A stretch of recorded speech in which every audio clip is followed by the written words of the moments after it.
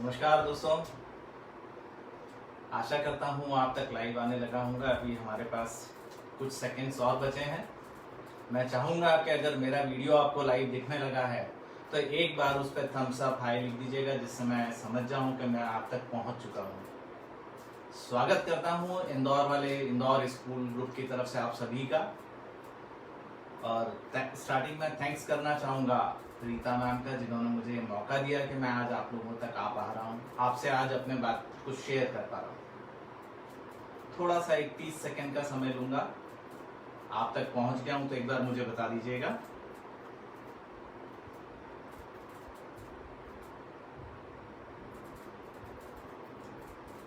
जी, मैं देख पा रहा हूं कि वीडियो बराबर आप तक पहुंच चुका है और अभी तक कुछ लोग हमारे साथ जुड़ चुके हैं। Thank you very much. सभी लोगों का स्वागत करता हूं एक बार फिर और शुरू करते हैं आज की इस जर्नी को। तो दोस्तों, ये एज स्पेसिफिक लर्निंग है क्या?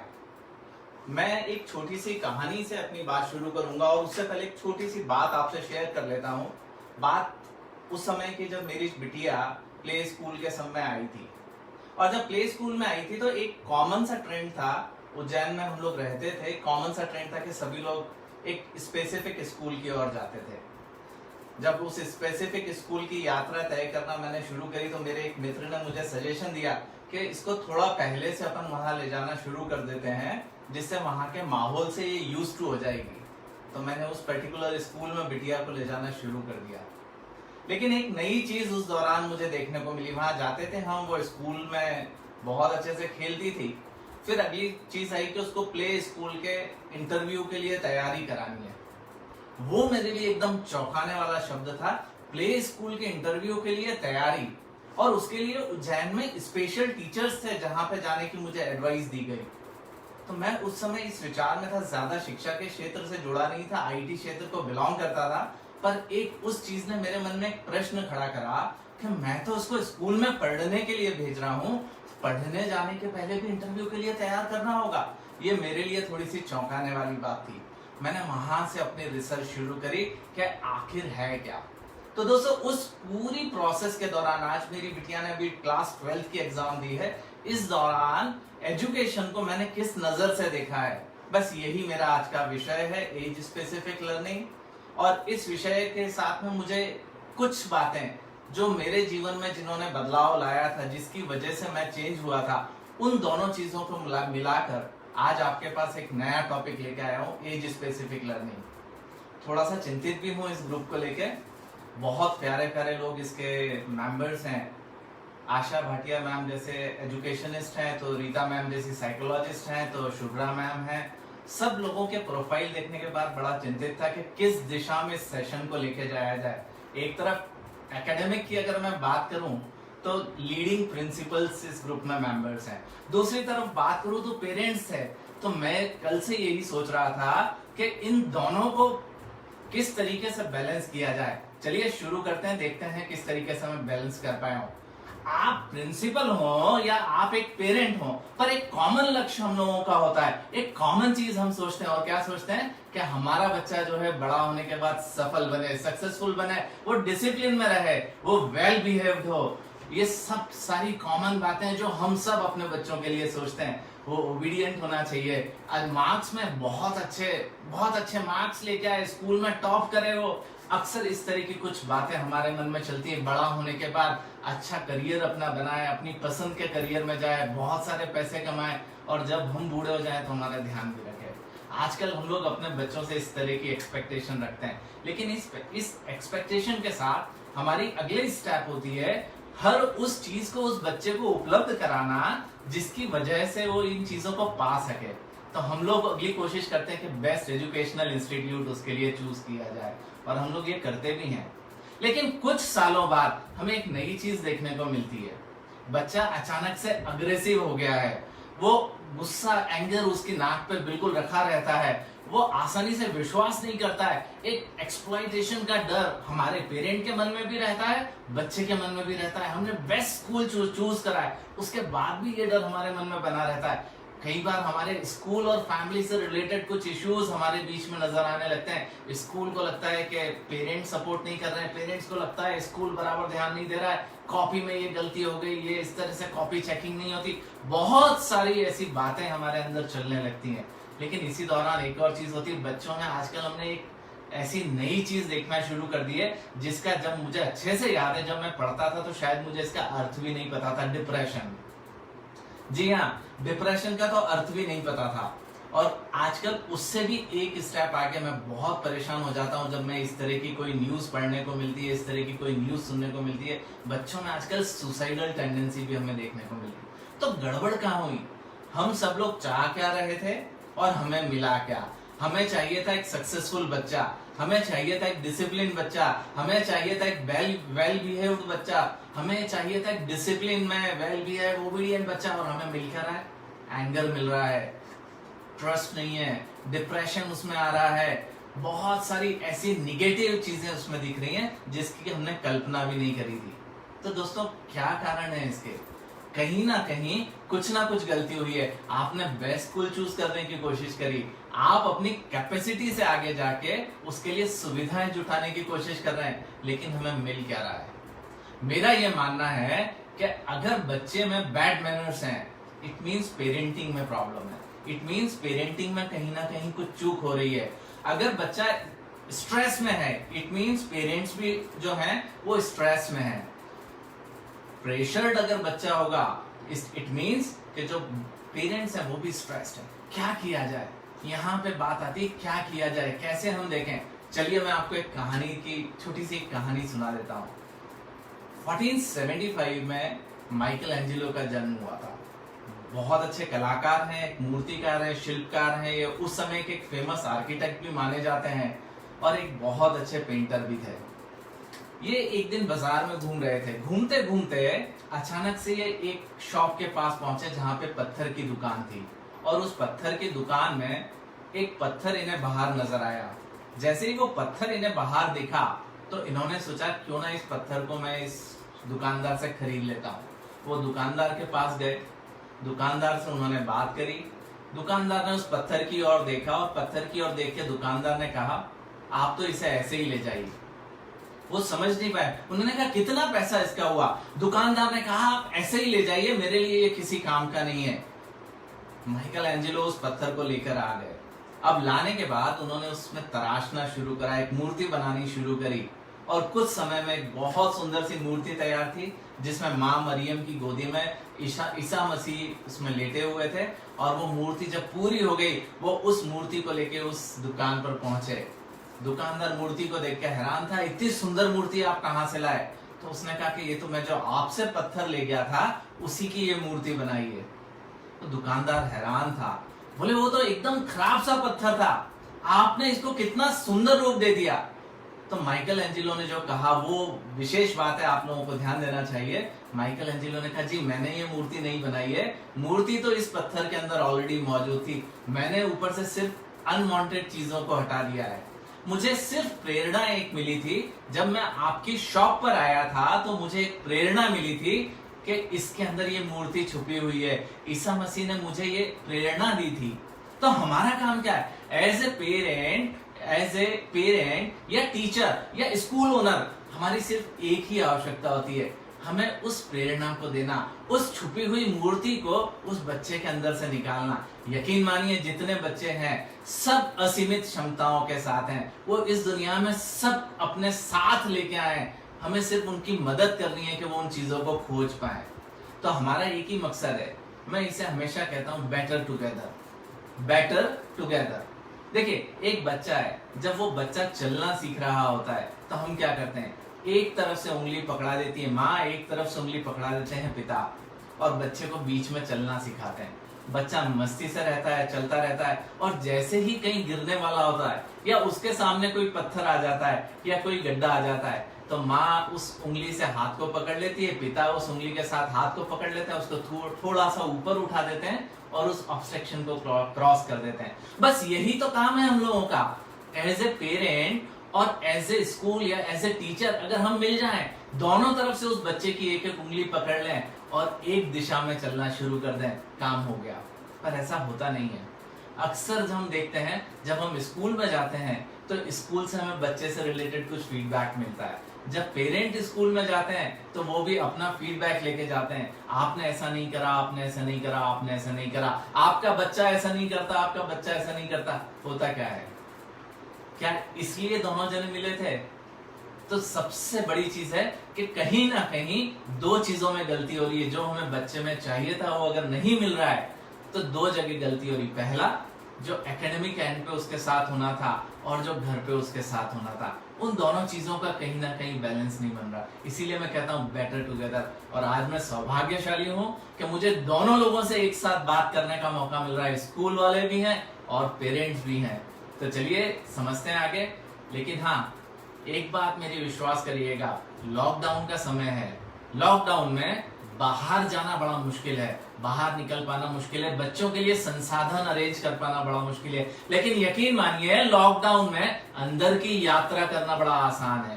तो ये गोल्डन पीरियड है हम लोगों के लिए, जहां से हम अंदर की यात्रा करके सब कुछ ला सकते हैं, बच्चे को सब कुछ दे सकते हैं।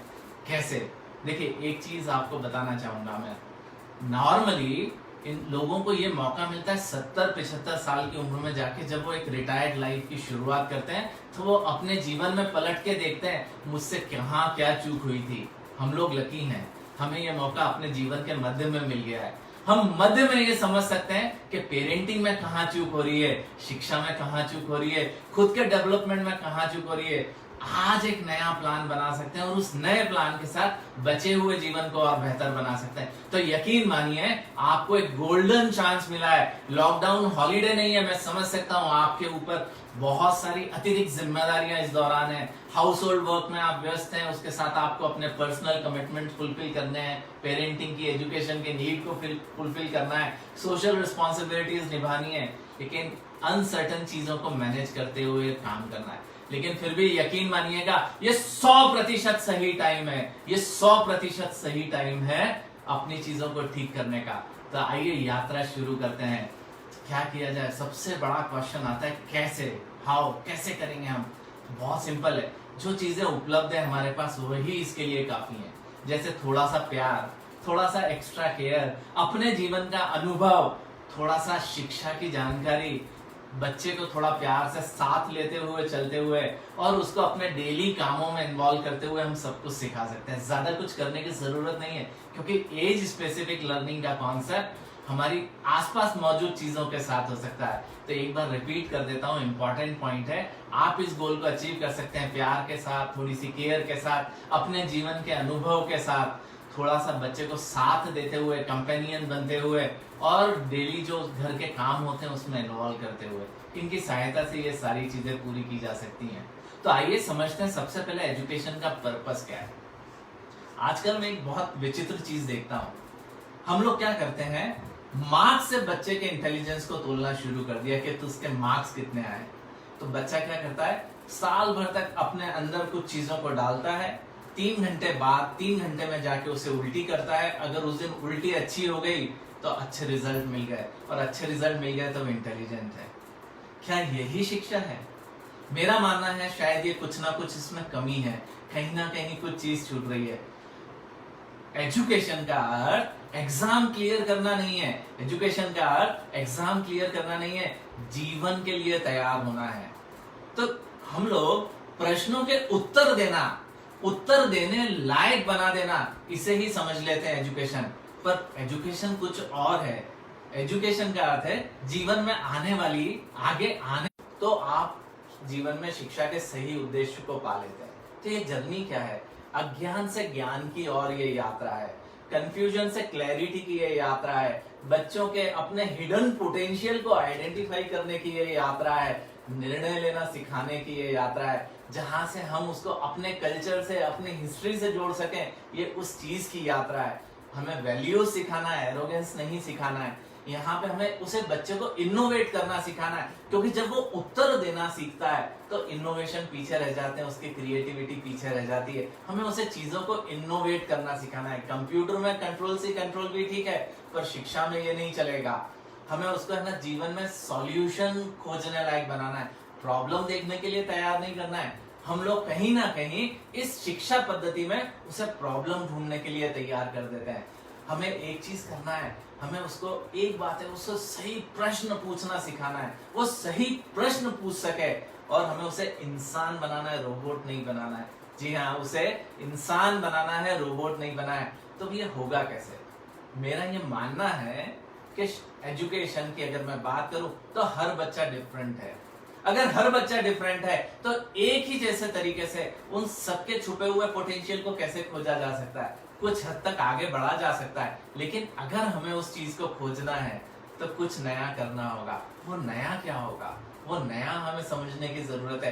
कुछ साइंटिफिक मेथड्स हमें ढूंढनी होंगी, लेकिन इस नए के चक्कर में कई बार हम बच्चे को प्रयोगशाला बना देते हैं। कोई नए कोर्स का पता पड़ा, कोई नई टेक्निक का पता पड़ा, लेके वहां पहुंच जाते हैं, कभी इवेल्युएट नहीं करते हैं। कई बार टूल्स को ही हम लोग फाइनल चीज मान लेते हैं। टूल एक मदद के लिए होता है, टूल आपके मदद करने के लिए होता है कि आपकी दिशा सही है या नहीं, लेकिन हम टूल को ही सब कुछ मान लेते हैं। वो गलती हो जाती है। बच्चा प्रयोगशाला नहीं है तो कैसे करा जाए?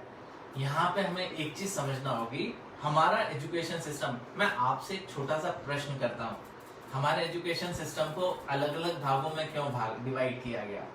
Pre primary, primary, middle, high school, higher secondary school, क्यों डिवाइड करा? अगर आप वैसे देखेंगे तो 4 मुख्य चीजें होती हैं। जैसे आप डॉक्टर क्या जाते हैं, डॉक्टर आपसे पूछता है बच्चे ने गर्दन कब संभाली थी, बैठना कब शुरू करा था, चलना कब शुरू करा था, बोला कब था। तो कुछ फिजिकल माइलस्टोन्स होते हैं, उसी प्रकार से कुछ मेंटल माइलस्टोन्स भी होते हैं। एजुकेशन हमारी उन माइलस्टोन्स के आसपास बनी हुई है। तो 4 मुख्य चीजें इसमें मायने रखती हैं। सबसे पहली चीज, बच्चे की एज क्या है, फिजिकल एज क्या है। दूसरी बात, उसकी मेंटल एज क्या है, उस बच्चे की मेंटल कैपेबिलिटीज क्या है, फिजिकल एबिलिटीज क्या है, उसका यूनिक इंडिविजुअल एट्रीब्यूट क्या है। ये अगर 4 चीजों को आप समझ जाएं, अभी समय का मैं तुम्हें ज्यादा डिटेल में इसे नहीं बता पाऊंगा, तो आप बच्चे का एजुकेशन प्लान बना सकते हैं। तो सबसे पहले मैं बात करता हूँ प्री प्राइमरी वाली पोर्शन की। वैसे इसे मैं प्री प्राइमरी क्यों बोलूं, 0 से 5 साल बोल लेते हैं हम लोग। तो एक चीज आप देखिएगा, इस छोटे से बच्चे की हरकतों को आप पहचानिए। ये बच्चा बड़ा प्यारा सा आता है, जब आप इसकी तरफ हाथ बढ़ाते हैं ये अचानक से आपकी गोदी में आ जाता है, कभी नहीं भी नहीं कभी आने से मना भी कर देता है, कभी आपको देख के मुस्कुराता है, जब आप उंगली देते हैं वो उंगली पकड़ लेता है, थोड़ा सा बड़ा होता है घुटने चलना शुरू कर देता है, जब आप उसके सामने जाते हैं ताली ताली ताली करते हैं वो बच्चा भी ताली बजाना शुरू कर देता है, जब आप चुटकी बजाते हैं वो चुटकी बजाना शुरू कर देता है। आपने उसे सिखाया नहीं, आपने उसको बैठने के पहले सेंटर ऑफ ग्रेविटी नहीं पढ़ाई थी, अपनी बॉडी को बैलेंस कैसे करना है ये नहीं पढ़ाया था, चलते समय आपने उसको ये नहीं बताया था कौन सा पैर पहले आगे बढ़ाना है, कैसे अपने आप को बैलेंस करना है, लेकिन वो बच्चा करने लगता है। ये बच्चा एक नेचुरल लर्नर होता है। इट मीन्स वो अपने आप सीखने के लिए तैयार होता है, हर नई चीज सीखने के लिए तैयार होता है। दूसरी बात, आप इसके हाथ में कोई भी चीज दे दीजिए, ये उस चीज से अपने तरीके से खेलना शुरू कर देगा। हो सकता है आपके लिए मोबाइल हो, उसके लिए हवाई जहाज हो, आपके लिए कार हो, वो उस कार को हवा में उड़ा सकता है। बच्चा बेसिकली बड़ा क्रिएटिव था, लेकिन हम उसकी इस क्रिएटिविटी को भी खत्म करने की कोशिश कर लेते हैं। तो एक चीज याद रखिएगा, वो नेचुरल लर्नर था, दूसरा क्रिएटिव था, तीसरी चीज क्रिएटिव होने के साथ साथ वो फियरलेस लर्नर भी था। उसे किसी चीज का डर नहीं था, कोई चीज हो, पलंग के नीचे घुसना हो, टेबल के नीचे घुसना हो, अंधेरे कमरे में जाना हो, उसे कहीं जाने में कोई दिक्कत नहीं थी, वो हर चीज के लिए तैयार था। लेकिन हमने क्या करा, जो चीज हर चीज उसके लिए गेम हुआ करती थी, हमने अचानक इस पर ब्रेक लगा दिया। हमने कहा तो दुनियादारी से सब मत सीख, बस बोल ए फॉर एप्पल। हमने क्या करा, जो बच्चा नेचुरल लर्नर था, हर चीज को देख के सीख सकता था, उसकी लर्निंग को सीमित कर दिया। हमने उससे बोला ये सही नहीं है, ए से एप्पल ही होता है। जब मैं पूछता हूँ कई बार जब मैं स्कूल में जाता हूँ अपने सेमिनार के लिए, वहां पे मैं टीचर से एक प्रश्न करता हूँ गिफ्ट के साथ में कि मैं पूछूंगा आप आंसर करो, तो ए से एप्पल ही मिलता है, बी से बॉल ही मिलता है, सी से कैट ही मिलता है। मैं उनसे कहता हूँ आपको आपका नाम भी क्यों याद नहीं आ रहा? तो हमने क्या करा, जो बच्चा नेचुरल लर्नर था, जो फियरलेस लर्नर था, जो क्रिएटिवली सीखता था, जिसके लिए हर एक काम खेल था, इसे मैं बोलता हूँ, इस कॉन्सेप्ट को मैं बोलता हूँ, ये बच्चा अपनी आंखों से दुनिया का नजारा लेके उसको समझ रहा था। जी हाँ, ये दुनिया अपनी आंखों से, अपने सेंसेस से दुनिया का मजा ले रहा था, उनसे सीखने की कोशिश कर रहा था, हमने उसकी सीखने की क्षमता को सीमित कर दिया। दूसरी चीज, इसी दौरान वो बच्चा फिजिकली ग्रो कर रहा है, मेंटली ग्रो कर रहा है, दोनों चीजें एक साथ हो रही हैं। तो आप देखिए हम लोग क्या करते हैं, इस पर्टिकुलर उम्र के बच्चों की जरूरत क्या है। जब वो फिजिकली ग्रो हो रहा है तो उसकी जो छोटी छोटी मसल्स हैं, जो हम लोगों के एजुकेशन वाले होंगे वो इसे मोटर स्किल से कनेक्ट कर सकते हैं, और जो पेरेंट्स हैं उनको मैं बता देता हूँ, जो हमारी छोटी मसल्स होती हैं, जो हमारी बड़ी मसल्स होती हैं, हमें इसको स्ट्रेंथन करने का काम करना होता है। तो अब आप जब स्कूल में जाते हैं तो अलग अलग टेक्निक्स के जरिए करते हैं, लेकिन मैं आपको बता देता हूं, इसके लिए बहुत ज्यादा कुछ करने की जरूरत नहीं है। हमारे पुराने खेल आप खिलाना शुरू कर दीजिए।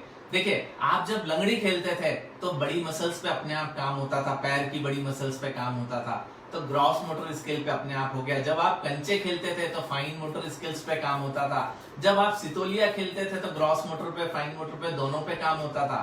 तो इस उम्र की जो आवश्यकता है उसे समझने की जरूरत है। ये बच्चा फिजिकली ग्रो हो रहा है, मेंटली ग्रो हो रहा है, शरीर में ताकत आ रही है, तो हमें उसको करना क्या है। इस उम्र में दो सबसे महत्वपूर्ण चीजें हैं। पहला हमें उसके सेंसेस को डेवलप करना है, जो हमारे पांचों सेंस हैं, टच, टेस्ट, लिसनिंग, साइट और स्मेल, हमें इस सेंसेस पे काम करना है। और दूसरा उसकी बॉडी की स्ट्रेंथनिंग पे काम करना है। तीसरा ज्यादा से ज्यादा एक्सपोजर देना है।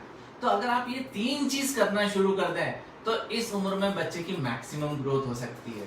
तो हमें किस तरह के गेम चाहिए, आप ऐसे गेम ढूंढिए जहां पे उसके सेंसेस काम में आते हैं, जहां पे फाइन मोटर स्किल मतलब छोटी मसल्स पे काम हो सकता हो।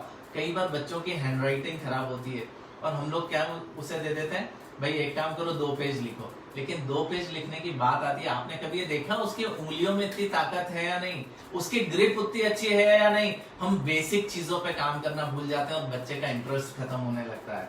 तो इस समय पे हमें कंट्रोल्ड एक्सपोजर देना है कि बच्चे को कुछ लगे नहीं और अच्छे से काम हो जाए। चलिए थोड़ा सा आगे बढ़ते हैं। 6 से 10 साल मतलब प्राइमरी एजुकेशन। इस दौरान आप एक मजेदार बात देखेंगे, ये बच्चा हाईली एनर्जी वाला होता है। जब इस एक सोफे पे बैठा होता है तो जहां हम बैठते हैं वहां तो ये पैर रखता है, जहां हम टिकते हैं उसके ऊपर ये आराम से बैठता है। और जब आप इसे बुला लेते हैं तो ये बच्चा करता क्या है, सोफे से पहले टेबल पे जाएगा, टेबल से दूसरे सोफे पे जाएगा, वहां से कूद के तीसरी जगह पहुंचेगा, फिर आपके पास आएगा। अगर इस बीच फोन की घंटी अगर बज गई तो सबसे पहले फोन यही उठाने दौड़ेगा। अगर आपने उठा लिया तो इसे गुस्सा आ जाएगा।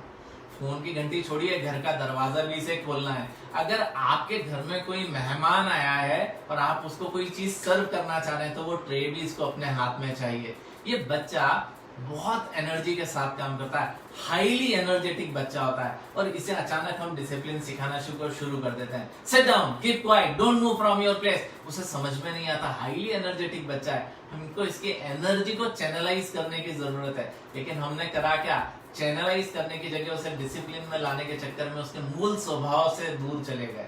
तो जरूरत है उसको ढंग से समझने की।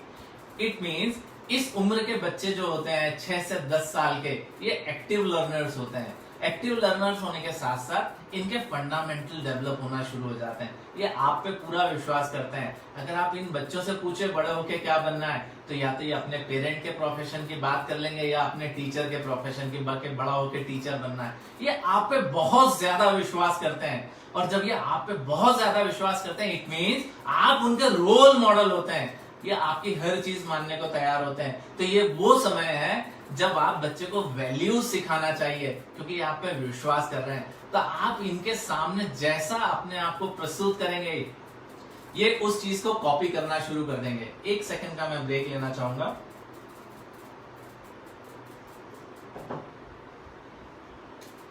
इट मीन्स कि इन्होंने अपने फंडामेंटल्स पे काम शुरू कर दिया है, कॉन्सेप्ट्स पे काम करना शुरू कर दिया है, इनकी फिजिकल एनर्जी बढ़ गई है। लेकिन आप इन्हें कोई मनपसंद इनको खिलौना मिल जाइए, उसे अगले ही दिन तोड़ देंगे। क्यों? इन्हें वो खिलौना पसंद नहीं आया था क्या? पसंद तो बहुत आया था, पर इन बच्चों में जिज्ञासा बहुत होती है, तो ये उसको देखना चाहते हैं ये चल कैसे रहा है, ये ढोलक बज कैसे रही थी, कार चल कैसे रही थी। उस जिज्ञासा में इसे तोड़ देते हैं।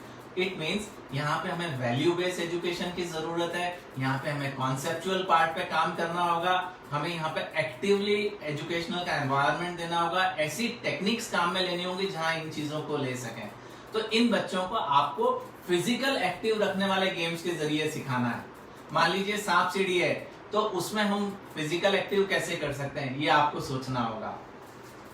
इसके बाद थोड़ा सा हम आगे आते हैं। इस उम्र में सबसे इंपॉर्टेंट चीज जो है खेलने के साथ साथ वो है स्टोरी टेलिंग। स्टोरी टेलिंग की अगर मैं बात करूं तो आप बच्चों को कहानी के जरिए बहुत सारी वैल्यूज उसमें डाल सकते हैं। अपने जीवन का संघर्ष आप उससे धीरे धीरे शेयर कर सकते हैं। आपने जो अपने अनुभव लिए उन अनुभव से बच्चे को सिखा सकते हैं, क्योंकि इस समय उसका बिलीफ सिस्टम बन रहा होता है, तो हम उसके बिलीफ को स्ट्रॉन्ग कर सकते हैं। आप अपने बचपन को याद कीजिए, आपने इसी दौरान चंदा मामा की कहानी सुनी थी, वीर शिवाजी की कहानी सुनी थी, इसी दौरान आपने सारे भगवानों से दोस्ती करी थी, इसी दौरान आपके अंदर वैल्यूज आई थी।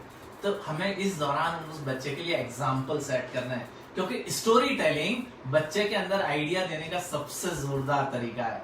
तो आइए फिर थोड़ा सा और आगे की यात्रा तय करते हैं। 11 से 13 साल के बच्चे जो मिडिल स्कूल में आ गए हैं, इन बच्चों में अचानक से आप देखेंगे कि एनर्जी थोड़ी सी डाउन हो गई। स्कूल से आएंगे, बैग एक तरफ फेंक दिया, अपने कपड़े दूसरी तरफ डाले, जूते कहीं और हैं, और सोफे पे जाके पड़ गए और वहीं से आवाज लगाते हैं मम्मी पानी, और माँ पानी लेके आती है। अचानक से जो एनर्जी फिजिकल थी वो अचानक से कम हो गई, और कम होने के साथ साथ आप कोई भी काम बोलो, इसके मुंह से एक जवाब निश्चित तौर पे आपको सुनने का मिलेगा। क्यों? क्या आप मेरी से ही क्यों बोलते हो? इस बच्चे में अचानक से बहुत सारे प्रश्न पूछना शुरू कर दिए हैं, जिज्ञासा आना शुरू हो जाती है। मुझे आपका मैसेज मिल गया है कि थोड़ा सा टाइम आप मुझे एक्स्ट्रा दे सकते हैं। Thank you very much, thank you. चलिए मैं इसे कवर करने की कोशिश करता हूँ। चलिए आगे बढ़ते हैं। अचानक से इस बच्चे की फिजिकल एनर्जी खत्म हो गई है, लेकिन यहाँ पे दूसरी चीज आ गई है। वो क्या आ गई है? इस बच्चे ने क्वेश्चन करना शुरू कर दिया है, और हम उसके इसी क्वेश्चन करने की आदत को थोड़ा सा गलत रूप में देख लेते हैं। हम क्या करते हैं? क्वेश्चन करा तो हम उसको टोकने लगते हैं, कितना बोलते हो, चुप रहा करो, थोड़ा डिसिप्लिन में रहो, और इन सब चीजों से उस बच्चे की जो क्यूरियोसिटी थी उसको कहीं ना कहीं खत्म कर देते हैं, या खत्म करने की शुरुआत कर देते हैं। बच्चे भूलते बहुत जल्दी हैं, लेकिन मैं आपसे मौका मिला तो किसी दिन एटीट्यूड पे बात करूंगा, तब मैं इसको आपको बहुत डिटेल में इस चीज को समझाऊंगा कि कैसे छोटे छोटे से हमारे दिए हुए इंस्ट्रक्शंस उस बच्चे के जीवन में इफेक्ट कर जाते हैं। तो इसकी फिजिकल एनर्जी डाउन हुई, लेकिन इंटेलेक्ट इसका बड़ा है, इंटेलेक्ट इसका बड़ा है। तो ये क्यों हुआ? क्योंकि ये वो एज है जब उस बच्चे का फ्रंटल लोब जो है वो अचानक से डेवलप होना शुरू करता है, बहुत तेजी से ग्रो करता है। फ्रंटल लोब मींस लॉजिकल, जो हमारे ब्रेन का लॉजिक वाला पार्ट होता है वो तेजी से डेवलप होना शुरू करता है।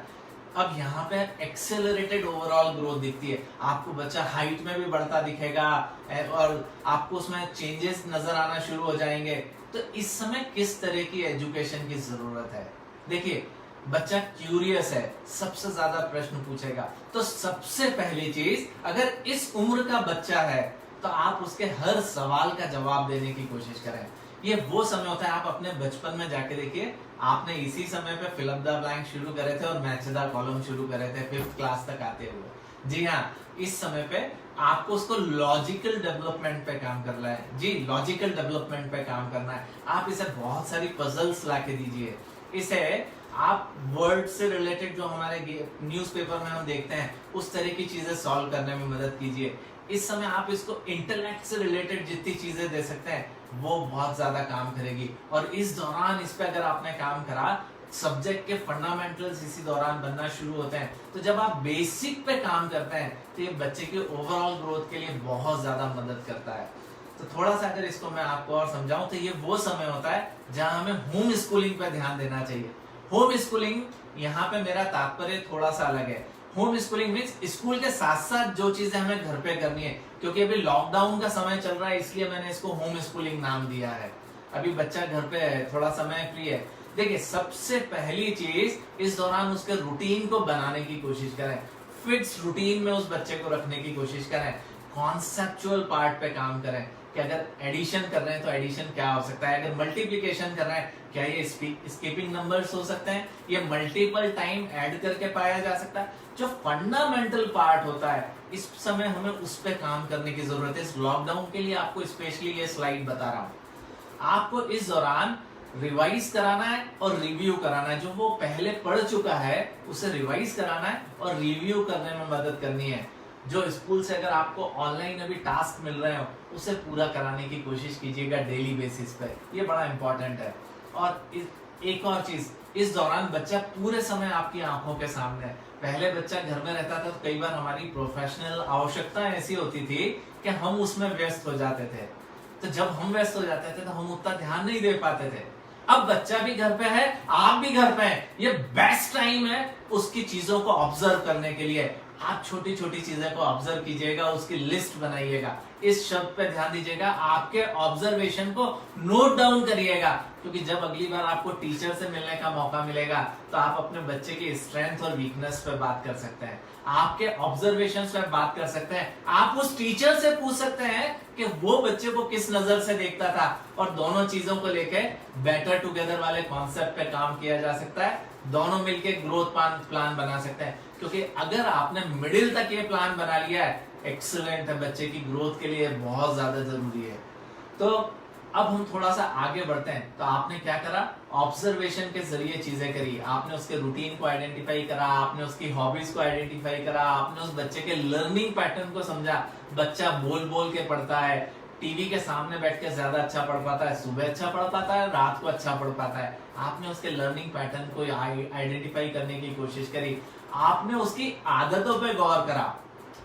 इट मीन्स बच्चे की ओवरऑल पर्सनालिटी अब आपके सामने है, जो आपने ऑब्जर्व कर लिया। बस इसके बाद तो एक ही काम बचता है, रिलैक्स कीजिए और मजे कीजिए, क्योंकि बच्चे को आपसे बेहतर कोई नहीं जानता है। मैं हैरान हो जाता हूं जब हमें ना एक टीचर जब रिजल्ट देख के बताता है, जो बच्चा पूरे समय आपके सामने है उसके लिए क्या रिजल्ट देख के हमें पता पड़ेगा ये काय में अच्छा है और काय में बुरा है? वो तो एक टूल है, टूल सब कुछ नहीं है। जब बच्चा 24 घंटे मेरी आंखों के सामने तो मुझे उसको देख के समझ में आना चाहिए वो किस में अच्छा है और किस में वीक है। सबसे इंपॉर्टेंट पॉइंट होता है। चलिए थोड़ा सा अपन और आगे बढ़ते हैं, हाई स्कूल के बच्चों की बात करते हैं। अब एज हो गई है लगभग 14 से 15 साल की। ये वो समय होता है जब बच्चे के अपने लाइक्स और डिसलाइक्स डेवलप होना शुरू हो जाते हैं। उसे कुछ चीजें पसंद होती हैं, कुछ चीजें पसंद नहीं होती हैं। उसकी फिजिकल स्ट्रेंथ बहुत ज्यादा बढ़ चुकी होती है, और चूंकि अपने लाइक्स डिसलाइक्स हैं तो ये उस फिजिकल स्ट्रेंथ को बच्चा शो करना शुरू कर देता है। थोड़ा सा भी कुछ होगा तो आप देखेंगे अगर दो भाई बहन है तो दोनों में थोड़ा सा एक डिस्टेंस इस दौरान आना शुरू हो जाता है, दोनों आपस में थोड़ा सा नोकझोंक थोड़ी सी चालू हो जाती है। लेकिन इसी दौरान एक चीज बड़ी इंपॉर्टेंट होती है, कोर सब्जेक्ट्स जो बच्चे के एजुकेशन के जो कोर सब्जेक्ट्स हैं बच्चा उन्हें अंडरस्टैंड करना शुरू कर देता है। मैं हमेशा एक चीज पूछता हूं, हम बच्चे का एजुकेशन का पर्पस क्या था? कंफ्यूजन से क्लैरिटी की यात्रा। लेकिन 10th के बाद बच्चा फिर कंफ्यूज होता है, मैं कौन सा सब्जेक्ट लूं। सब्जेक्ट चूज कर लेता है, मेरे घर में भी अभी मैं इस चीज से गुजर रहा हूं। सब्जेक्ट चूज कर लेता है, अब किस दिशा में जाऊं, मैंने जो सब्जेक्ट चूज करा था वो सही था या नहीं था, अब मैं कहां जाऊं। तो 12th के बाद अब वो फिर एक नए कंफ्यूजन में, फिर कॉलेज तक पहुंच जाता है। कॉलेज के बाद उससे लगता है मैंने सही कोर्स तो करा है या नहीं, फिर वो नौकरी करना शुरू कर देता है। वहां भी ये कंफ्यूजन उसके साथ रहता है कि मैं सही फील्ड में तो आया हूं या मुझे चेंज करने की जरूरत है। मैंने 36 की एज में अपने करियर को चेंज करा था, आईटी से मैं इस फील्ड में आया, ट्रेनिंग की फील्ड में। पर हर कोई इतने रिस्क नहीं ले सकता है। जी हाँ, हर कोई इतने रिस्क नहीं ले सकता है। तो एक चीज समझने की जरूरत है, एजुकेशन का पर्पस था क्लैरिटी, पर हमने क्या करा, जैसे जैसे बच्चा आगे जा रहा है वो और ज्यादा कंफ्यूज होता जा रहा है। मैं कंफ्यूजन को बहुत अच्छा मानता हूं, क्योंकि कंफ्यूजन इट मीन्स कि आप सही दिशा में कुछ सोच तो रहे हैं, क्योंकि कंफ्यूज भी वही होता है जो सोच रहा होता है। पर हमने एजुकेशन के पर्पस को के सही उत्तर खोजने लायक बनाने में शायद कहीं चूक कर दी। तो ये वो समय होता है जब क्लास 9th और 10th में बच्चा आ चुका है, इसे अपने सब्जेक्ट के फंडामेंटल्स मिलना शुरू हो जाते हैं। ये वही समय होता है जब हमें इस बच्चे को एक्सपोजर देना शुरू करना चाहिए कि आपके अगर सर्कल में कोई इंजीनियर है तो इसे बात करने का मौका दीजिए कि इंजीनियरिंग क्या होता है, वो वहां से समझे। अगर कोई आपके यहाँ फैशन डिजाइनर है तो ये बच्ची को मौका मिलना चाहिए कि उस फैशन डिजाइनर से ये बात करके देखे। इस दौरान इसको हर उस फील्ड में इंट्रोड्यूस करने की कोशिश करें जो आपने 8th तक ऑब्जर्वेशन से बनाया था। आपके ऑब्जर्वेशन से क्या करियर के ऑप्शंस निकल के आ रहे थे, इस बच्चे को वहां एक्सपोजर देने की जरूरत है, क्योंकि ये जो एक्सपोजर देंगे तो बच्चा अपने लाइक्स और डिसलाइक्स बनाने लगेगा। कुछ चीजें उसे एकदम क्लियर हो जाएंगी कि मुझे क्या करना है और क्या नहीं करना है। तो इस समय हमें क्या करना है, एक चीज, इस दौरान बच्चे के अपने परसेप्शंस बनने शुरू हो जाते हैं कि मेरे लिए क्या ठीक है और क्या ठीक नहीं है। तो हमें क्या यहाँ पे सबसे जरूरी चीज है उस बच्चे की इंडिविजुअलिटी पे काम करें, उस बच्चे की इंडिविजुअलिटी पे काम करें, अननेसेसरी उस पर फोर्स ना करें। उसकी स्ट्रेंथ्स को जो आपने आइडेंटिफाई करा है उसमें और ज्यादा पावरफुल उसे बनाने की जरूरत है, उसकी स्ट्रेंथ को और बढ़ाने की जरूरत है। और अगर आप ये कर लेंगे तो हायर सेकेंडरी में जब बच्चा पहुंचेगा, 16 से 17 साल की उम्र में जब वो बच्चा पहुंचेगा, तब आपको एक मजेदार चीज देखने को मिलेगी।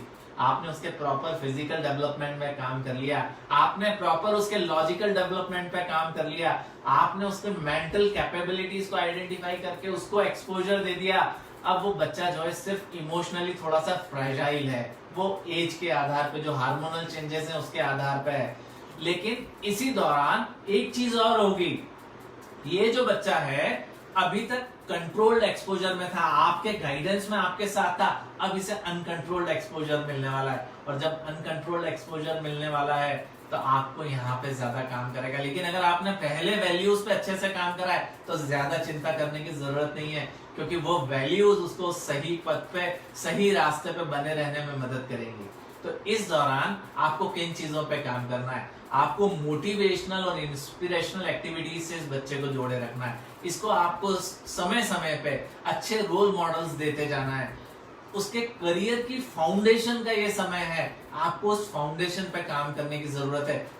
पीयर प्रेशर को कैसे हैंडल करेगा, मेरे फ्रेंड के पास ये मैं आपसे एक घटना शेयर कर लेता हूँ। एक दिन मेरी बेटी ने आके बोला, पापा मेरा फोन कितना खराब है, मेरे सारे दोस्तों के पास बड़े अच्छे अच्छे फोन है, आपका पुराना आईफोन आप मुझे क्यों नहीं दे देते, मैं इतना पुराना फोन यूज कर रही हूँ जिसकी स्क्रीन भी टूटी है, सब लोग मुझे चिढ़ाते हैं। तो मैंने उससे कहा, यार ये तो फोन नहीं हो गया, ये तो एक बहुत बढ़िया टूल हो गया। बोले मतलब? मैंने, यार देख, उनकी दोस्ती तेरे से है या तेरे फोन से, ये समझ में आ रहा है अपने को, तो तुझे तो फ्रेंड चूज करना सिखा रहा है ये फोन, इसे ही रख। आप किस तरीके से इसको डील करते हैं ये बड़ा इंपॉर्टेंट हो जाता है। तो आपको पीयर प्रेशर को हैंडल कैसे करना है, अनड्यू इन्फ्लुएंस को कैसे रोकना है, इस पर काम करने की जरूरत होती है।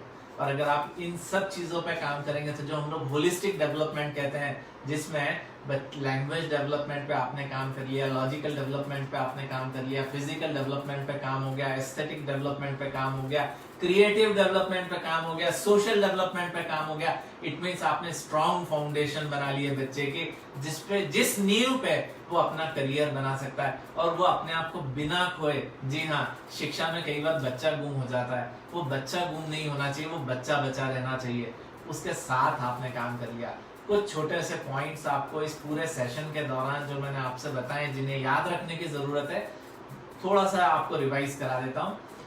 इस दौरान घर पे आप माहौल में सिर्फ एक चीज को ध्यान रखिएगा, वार्म और एक्सेप्टेंस का माहौल होना चाहिए। ऐसा नहीं लगना चाहिए बच्चे को कि मैं कहां फंस गया हूं, उसे वार्म और एक्सेप्टेंस का एनवायरनमेंट दें। उसे लगना चाहिए मैं जैसा हूं, जहां हूं, मुझे स्वीकारा जाता है, मुझे प्यार किया जाता है और मुझे एज इट इज स्वीकारा जाता है। जब आप ये एहसास बच्चे को दिला देते हैं तो बच्चा रिलैक्स हो जाता है और फुल पेस के साथ सीखना शुरू कर देता है। ये जगह ऐसी होनी चाहिए, घर एक ऐसी जगह होनी चाहिए जहां उसके ओपिनियंस, उसके आइडियाज को वैल्यू किया जाता है, जहां पे उसे सेल्फ एक्सप्रेशन के लिए प्रॉपर समय दिया जाता है। ये ऐसी जगह होनी चाहिए जहां उसे फ्रीडम का एहसास और बंधा ना हो। और आपको अपने व्यवहार को फ्लेक्सिबल और अंडरस्टैंडिंग रखना है, क्योंकि जब बच्चे ओवर टायर्ड होते हैं, हंग्री होते हैं या किसी चीज से अपसेट होते हैं, किसी चिंता में डूबे होते हैं, ये वो समय होता है जब आपको थोड़ा सा उसे रिलैक्स होकर छोड़ देना चाहिए। थोड़े समय की आवश्यकता होती है। कई बार बच्चे को अकेला ही छोड़ देना, थोड़ी सी देर के लिए अकेला छोड़ देना, सारे समस्याओं का समाधान हो जाता है और हर चीजों से दूर होना चाहता है वो बच्चा।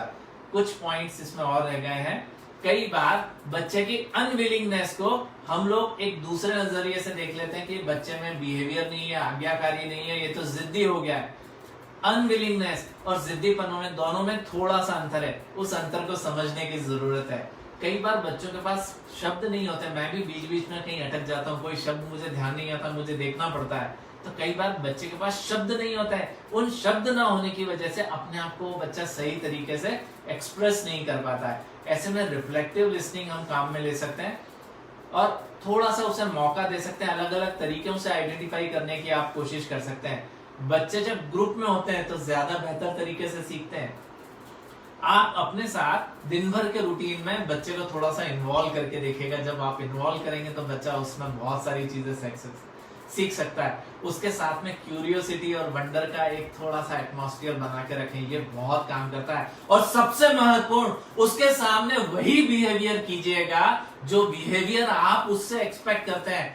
हम चाहते हैं बच्चा तो बुरी आदतें ना करे, लेकिन हम उसके सामने, माफ कीजिएगा मैं ये शब्द काम में ले रहा हूं, हम उसके सामने सिगरेट पी सकते हैं, गुटखा खा सकते हैं, ड्रिंक कर सकते हैं, और चाहते हैं वो बच्चा ये सब चीजें ना करे। उसके सामने फोन पे 4 बार हम झूठ बोल सकते हैं और एक्सपेक्ट करते हैं बच्चा झूठ ना बोले। ऐसा संभव नहीं है, ऐसा संभव नहीं है। बच्चा हम जो बोलते हैं उससे ज्यादा हमें देख के सीखता है। तो उसके सामने वो बिहेवियर कीजिएगा जो आप उससे एक्सपेक्ट करते हैं और मजे कीजिएगा, रिलैक्स कीजिएगा, मजे कीजिएगा।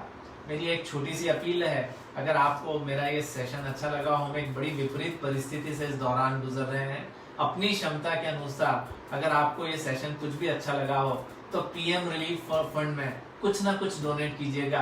हमारे बहुत सारे भाई हैं, मैंने अभी 30 फैमिली आइडेंटिफाई करी थी जिनको खाना नहीं मिल पा रहा है। हम लोगों ने, कुछ लोगों ने मिलकर उन तक खाना पहुंचाने की कोशिश करी। आप भी किसी ना किसी रूप में मदद कीजिएगा।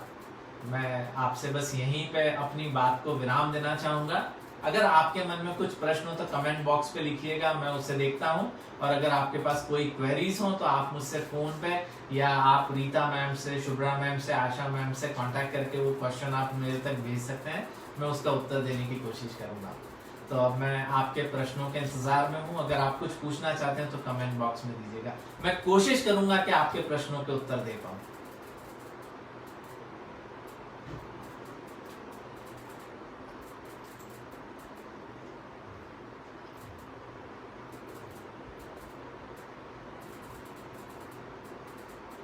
जी, अभी तक मुझे आपका कोई प्रश्न नहीं मिला है। हाँ, इनफैक्ट थैंक यू का मैसेज मिल गया है, तो मैं भी आपसे बस इजाजत लेना चाहूंगा। Thank you very much. आशा करता हूँ मेरा सेशन आपको ठीक लगा होगा। फीडबैक जरूर दीजिएगा। मिलते हैं फिर कभी जल्दी ही। नमस्कार, बहुत बहुत धन्यवाद। Thank you.